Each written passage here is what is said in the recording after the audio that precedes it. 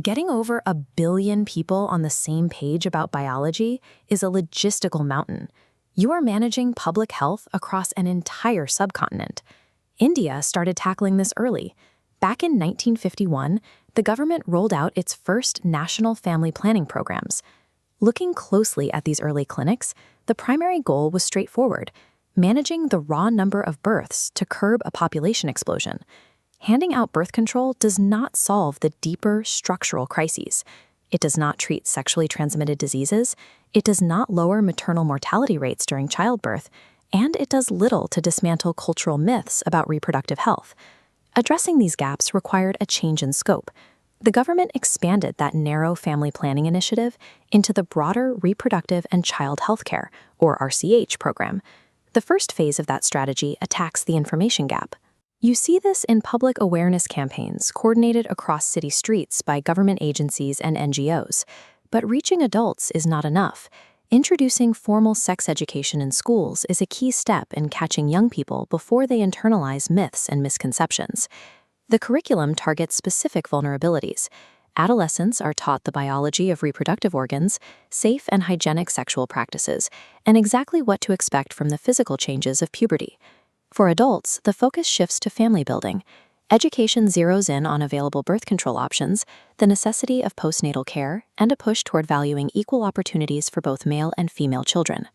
You can build state-of-the-art hospitals, but if the public does not understand their biology, they won't know how or why to use them safely. Once that foundational knowledge is set, the second pillar steps in: building physical medical infrastructure. Medical professionals need the tools and space to intervene directly. This means staffing centers for deliveries, specialized clinics to treat infertility, and dedicated labs for managing STDs. But rolling out advanced medical technology creates new risks. To prevent misuse, physical infrastructure must be paired with strict legal boundaries. Take the statutory ban on using amniocentesis for sex determination. The state enacted this legal intervention to check the increasing practice of female feticides. The procedure is highly specialized. Clinicians extract a small amount of amniotic fluid to analyze dissolved substances and fetal cells. That fluid is used to test for genetic disorders, determining the survivability of the fetus by screening for conditions like Down syndrome, hemophilia, and sickle cell anemia. True public health infrastructure requires the state to act as a legal shield. It has to regulate exactly how medical procedures are used to protect the most vulnerable. The final pillar ensures the system can improve.